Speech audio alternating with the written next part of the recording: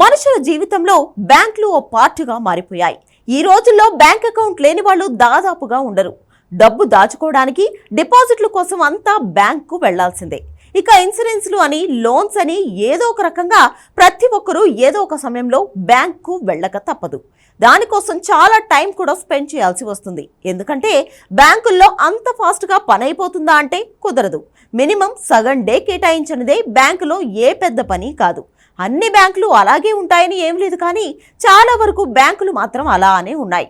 అలా ఉన్న పనులు ఆపుకుని మరీ బ్యాంకుకు వెళితే తీరా ఆ రోజు సెలవని తెలిస్తే ఎంత నిరాశగా, కోపంగా అనిపిస్తుంది.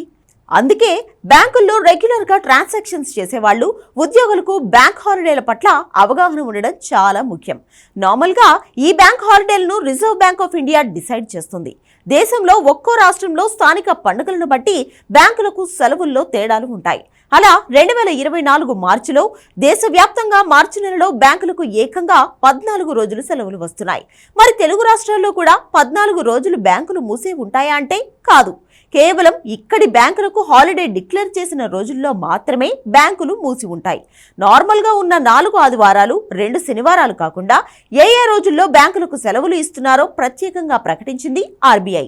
మార్చి 1న మిజోరాంలో బ్యాంకులకు సెలవు ఉంది. ఇక్కడ చాప్షర్కుట్ జరుపుకునే నేపథ్యంలో సెలవు ప్రకటించారు. మార్చి 8న మహాశివరాత్రి సందర్భంగా చాలా చోట్ల బ్యాంకులకు సెలవు ఉంది. మార్చి 12న రంజాన్ ప్రారంభం నేపథ్యంలో కొన్ని రాష్ట్రాల్లో సెలవు ఉంది. బీహార్ దివస్ నేపథ్యంలో మార్చి 22న బ్యాంకులకు పాట్నాలో హాలిడే ఉంది. భగత్ సింగ్ మార్టీర్డమ్ డే నేపథ్యంలో కొన్ని రాష్ట్రాల్లో మార్చి 23న బ్యాంకులకు సెలవు ఉంది. హోలీ నేపథ్యంలో మార్చి 25న చాలా చోట్ల బ్యాంకులకు సెలవు ఉంది.